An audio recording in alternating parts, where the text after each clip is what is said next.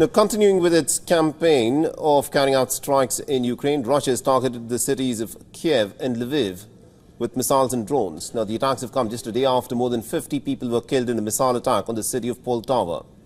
Meanwhile, the Russian forces have also claimed to have destroyed Ukrainian military targets in the Kursk region using aircraft and air defense missiles. The mayor of Lviv has said that this attack that took place in the western Ukrainian city of Lviv has killed at least about 7 people, including 3 children.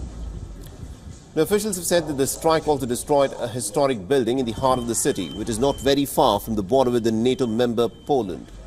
Displaying its superior air power, Russia has widened its assault on Ukraine in the last few days. On Tuesday, the city of Poltava became witness to the war's deadliest single attack this year. Russia has claimed that the target is a military institute, which was being used to train military specialists from the Ukrainian army in radar and electronic warfare systems. Now, Ukraine confirmed that military personnel were amongst those killed in the attack. Now, the attack could deal a bit of a blow to Kiev as it is trying to bolster its ranks to hold off a more powerful enemy. The Foreign Ministry said that the use of ballistic missiles meant that the victims had little time to find cover after the air raid siren sounded. Now, this is not the first time that Russia has struck military facilities away from the front lines, causing mass casualties. In March 2022, 35 people died in a Russian strike on a military base in the country's west. In the month of May that year, Russia said that it hit a training ground for reserve forces in the town of Desna, where Ukraine said that 87 people were killed.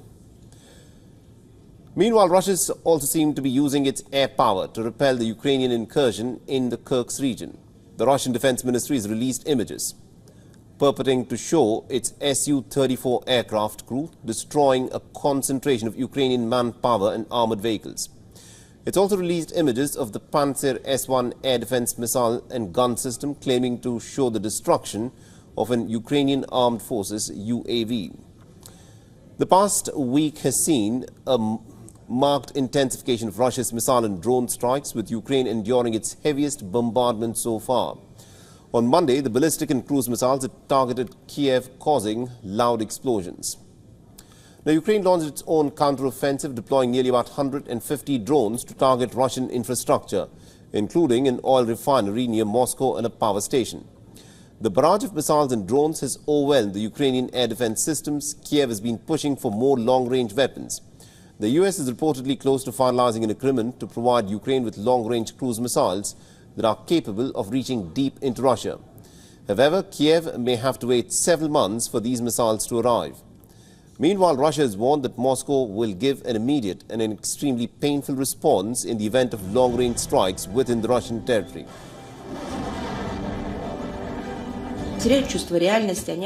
They are losing the sense of reality. They are not thinking about the risk of further dangerous escalation of the conflict, even when it comes to their own interests.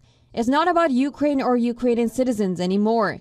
They've long forgotten about them. They're not thinking about themselves.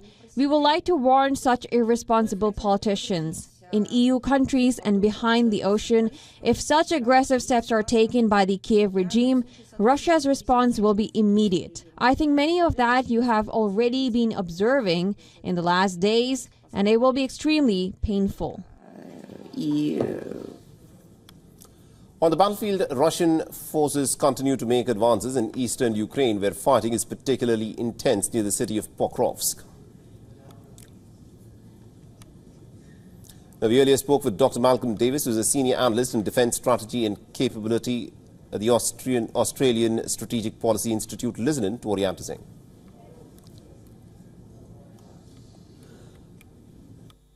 Look, I think you are seeing the Russians making steady advances in the east around Donetsk towards Pokrovsk and Kramatorsk.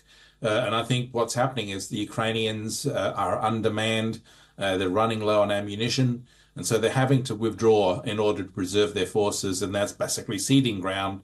The Russians are filling that ground and basically making advances. At the same time, you've got these very effective air and missile strikes that are occurring.